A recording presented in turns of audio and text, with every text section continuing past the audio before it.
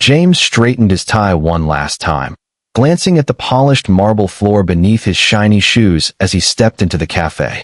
The scent of freshly brewed coffee mingled with the faint aroma of baked pastries, and the soft hum of conversation filled the air. He had arrived early, hoping to snag a quiet corner to review a few documents before his afternoon meetings. The lunch crowd would be arriving soon, and he wanted a moment of peace. With a polite nod to the barista behind the counter, he made his way toward a vacant table near the window, carrying his briefcase carefully. The hum of the espresso machine and the distant clatter of cups provided a strangely comforting background as he prepared to settle in. Just as he was about to pull out his chair, a sharp, impatient voice cut through the ambient noise. "Hey, where's my car?" James looked up, startled, scanning the cafe. A woman in a smart business suit was glaring directly at him, her heels clicking aggressively against the floor as she approached. "Excuse me," he managed, unsure whether he had heard correctly. She took a step closer, her expression pinched with frustration, and repeated, "My car. The valet said you're supposed to bring it out." A ripple of laughter passed through nearby tables. James felt his stomach tighten as he realized what was happening. The cafe had gone silent for a heartbeat, eyes swiveling toward him, whispers threading through the air like static. Someone had apparently mistaken him for a driver, or worse, he had been assumed to be one. The idea struck him as absurd, but the more he looked around, the more he could see the confirmation in the faces of the onlookers. A man in a corner smirked while scrolling on his phone, probably capturing the scene. A young couple covering their mouths tried to stifle giggles. The humiliation pressed down on James like a heavy coat, stifling his breath for a moment. I think there's been a mistake," he said politely, keeping his voice calm, though his palms were suddenly clammy. The woman waved him off, muttering angrily under her breath. Her impatience was tangible, a sharp edge slicing through the air between them, and James felt his composure teeter. The whispers grew louder, and he could sense the judgment in every glance, subtle shakes of the head, incredulous expressions, a few raised eyebrows. He tried to straighten his posture, reminding himself that this was temporary, that everyone here had no idea who he really was. He took a step back, brushing the invisible heat off his shoulders as best he could. The briefcase in his hand felt heavier now, weighted with a sudden self-awareness that he hadn't experienced in years. People nearby were beginning to point subtly, nudging their friends, chuckling under their breath. James imagined their thoughts. Who does this guy think he is? Looks like the valet is slacking.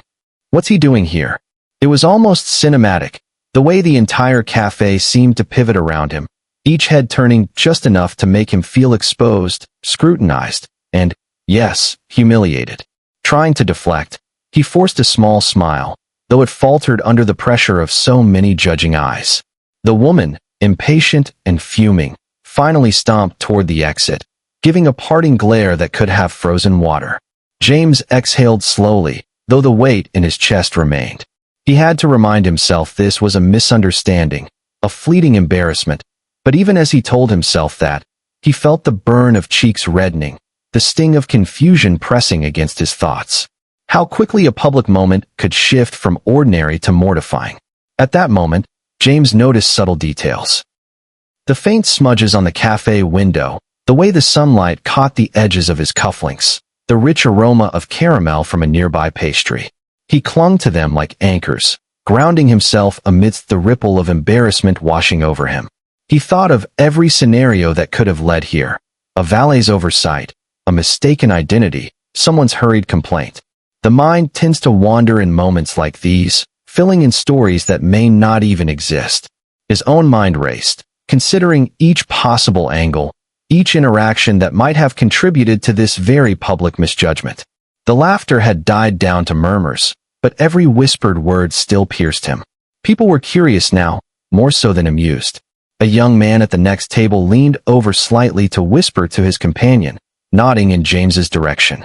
James felt the familiar tug of pride, of wanting to explain himself, to correct the misunderstanding immediately. Yet he didn't. Instead, he let the moment hang, suspended between the reality of what was and what others perceived. The tension in his chest eased slightly, replaced by a quiet observation. Humiliation was temporary. Perception, however, lingered. Minutes stretched. James straightened his jacket and shifted the briefcase from one hand to the other, maintaining a neutral expression. The woman's departure had left the cafe in a bubble of subtle tension, a curiosity that had yet to dissipate. The entire scene had become a spectacle in miniature. Whispered commentary, stifled laughter, a few cameras discreetly raised on phones. James felt a strange mixture of anger, amusement, and bemusement at the absurdity. He reminded himself to breathe, slowly, deliberately, drawing in the scents of coffee and pastry, letting them mingle with his own calm determination. As the murmur of conversation continued, James's mind flickered to the broader picture. He had dealt with public perception all his life, but never like this, never reduced, even temporarily, to a mistaken identity. It was, he realized, almost a test of patience. How would he navigate this without losing his composure? How could he manage the duality of public embarrassment and private awareness of his own status? He acknowledged a small, private smile at the irony.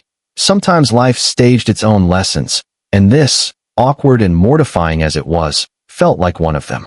And there he stood, caught in a liminal space between laughter and silence, between judgment and curiosity. James was aware of each heartbeat, each whisper, each glance aimed in his direction. The cafe had become a stage, the audience unintentionally complicit in a performance he hadn't auditioned for. And yet, amid the swirl of confusion, he felt the stirrings of something else, calm, patient, knowing. He was aware of the absurdity of it all, aware of the fleeting nature of public judgment, aware that this moment, strange and uncomfortable, was just one of countless experiences that would pass, leaving him intact, composed, and ready for what came next. James shifted slightly, feeling the subtle pressure of the cafe's lingering attention, even after the woman had stormed out. He adjusted his jacket, sliding his briefcase closer to his side. Though he no longer cared about the eyes watching him, his mind was elsewhere. A quiet voice behind him drew his attention. "Mr. Whitmore, the board meeting is waiting," said a young assistant, bowing slightly as she approached. James turned slowly, his expression easing into a faint, controlled smile. The assistant's presence was a grounding force, a reminder that the entire misunderstanding had no real weight on the life he actually led. Inwardly, he allowed himself the smallest laugh, a private amusement at the chaos that had just unfolded. The assistant's eyes darted around, catching the odd stares and lingering curiosity of the cafe patrons. "I'll take care of it," she murmured, sensing the tension, her tone polite but discreet. James nodded, the corners of his mouth twitching upward. He allowed himself to relax, realizing that the humiliation was now confined to the imagination of others. For him, the situation was an amusing footnote, a brief spectacle in a life where appearances were often deceiving.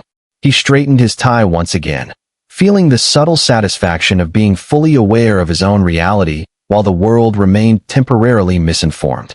As he walked toward the car that awaited him, James's mind replayed the scene in slow motion. The impatient woman, the whispers, the stifled laughter. He remembered it all clearly, but rather than irritation, he felt a quiet thrill. It was a rare reminder that status and perception were two entirely different things. Even a billionaire CEO could appear ordinary, human, and vulnerable in the wrong circumstances. He found a certain delight in the irony, in how easily assumptions could lead to error. Every glance he recalled now brought a smirk to his lips. The universe, it seemed, had a playful sense of humor.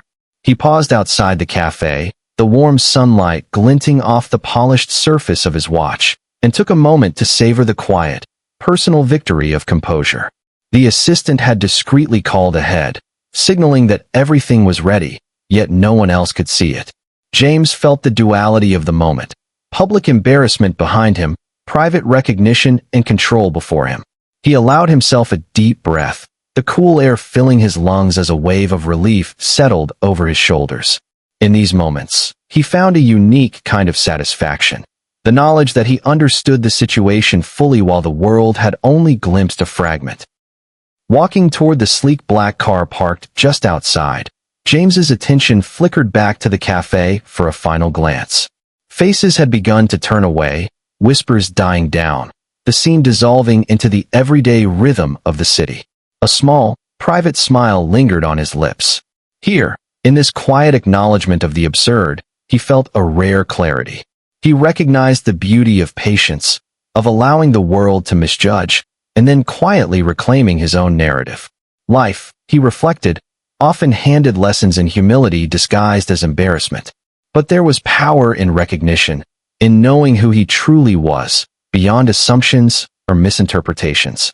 Sliding into the plush interior of his car, James settled comfortably, the briefcase resting beside him.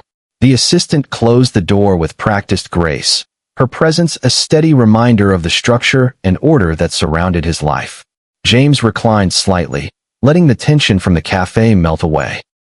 He replayed the entire sequence in his mind, chuckling softly at the irony.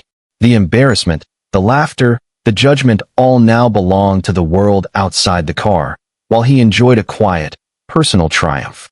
His thoughts drifted to the lesson inherent in every awkward misidentification. That perception is fleeting, and true composure is something only one can command for oneself. Even in this brief respite, James considered the subtle satisfaction of control, the way patience, awareness, and quiet amusement could transform a moment of public humiliation into a private victory. He allowed the small smile to linger, the faint thrill of knowing the truth of his own status, while others remained temporarily unaware. It was a delicious duality, a reminder that identity and perception were rarely aligned, and that power often manifested in the quiet, invisible choices we made. As the car engine purred to life, James leaned back, savoring the irony of the cafe incident and the satisfaction of having retained his composure. The assistant glanced at him, her expression curious but respectful. "Everything is under control, sir," she said softly. James nodded, a warm, private amusement dancing in his eyes. In this quiet, controlled space, he allowed himself the luxury of reflection. There had been embarrassment, yes, fleeting and immediate, but there was also clarity, recognition, and understanding, the kind that allowed a man to move forward without the burden of perceived judgment. Life, he thought, often demanded both patience and humor, and today he had exercised both perfectly. Even as the city buzzed around them, James felt removed from the world's fleeting judgments, wrapped instead in the steady reassurance of knowledge. He considered the cafe scene once more, the whispers, the laughter, the woman's sharp glare, and allowed a private laugh to escape. Humiliation had been temporary. Confusion had been brief. But awareness, control, and a quiet, self-contained smile that belonged entirely to him. And in that, he found a subtle kind of joy, a secret satisfaction that was as powerful as it was invisible. James adjusted the seatbelt over his jacket and let the city blur past, a stream of sunlight and shadows casting fleeting patterns on the car interior. He considered the lesson inherent in the day's events, that perception might mislead, assumptions could deceive, but one's own awareness and composure could always transform embarrassment into subtle triumph. The irony lingered, but it no longer stung. Instead, it amused him, a gentle reminder of the intricate dance between public spectacle and private understanding. His smile lingered, a quiet acknowledgement of victory unseen by anyone but himself. Finally, as the car navigated through the bustling streets, James allowed a deep exhale. The cafe incident, the laughter, the whispers all had faded into memory, leaving only the calm clarity of recognition. He understood, more than ever, the power of composure, patience, and private amusement. The world might misjudge, might laugh, might whisper its assumptions, but he alone held the key to his own narrative. And in that, he found a quiet, satisfying authority that no misunderstanding could ever diminish. The sleek black car glided smoothly along the city streets, the engine's quiet purr masking the tension of the morning. James Whitmore leaned back in his seat, composed, yet aware that the cafe incident had left ripples in its wake. His mind traced each glance, each whisper, each chuckle that had seemed to follow him, and he allowed himself a small, private grin. The city moved around him in bursts of sunlight and shadow, oblivious to the silent triumph he was about to claim. The anticipation of reclaiming public perception energized him in a way that only subtle, quiet power could. Arriving at the designated spot, James stepped from the car, his polished shoes hitting the pavement with deliberate confidence. People nearby instinctively looked up, catching a glimpse of the tailored suit, the elegant briefcase, the aura of calm authority that surrounded him. A soft murmur passed through the gathering crowd, curiosity sparking in their eyes. They had already caught snippets of the cafe spectacle, whispers of a man mistaken for a valet, the angry woman storming away, the awkward stares, but now, as James advanced, the air shifted subtly. His presence exuded assurance, a silent but potent declaration that the earlier chaos was nothing more than a misunderstanding. He paused briefly, glancing at the assembled onlookers, and then a faint smile curved his lips. The assistant stepped forward discreetly, opening the car door for him again, her eyes sparkling with understanding. James gave a subtle nod, acknowledging her silent coordination, and then spoke, his voice calm, rich, and deliberate. "Gentlemen, ladies, thank you for your concern, but I believe my car is ready." The words were simple, almost casual, yet they carried the weight of revelation. Eyes widened, jaws dropped slightly, and the realization settled slowly over the cafe's patrons and passers-by alike. The man they had assumed was a driver, the target of their amusement, was none other than James Whitmore, billionaire CEO of Whitmore Industries. The silence that followed was palpable, stretching across the small gathering like a tangible force. Laughter evaporated instantly, replaced by awe, curiosity, and tentative respect.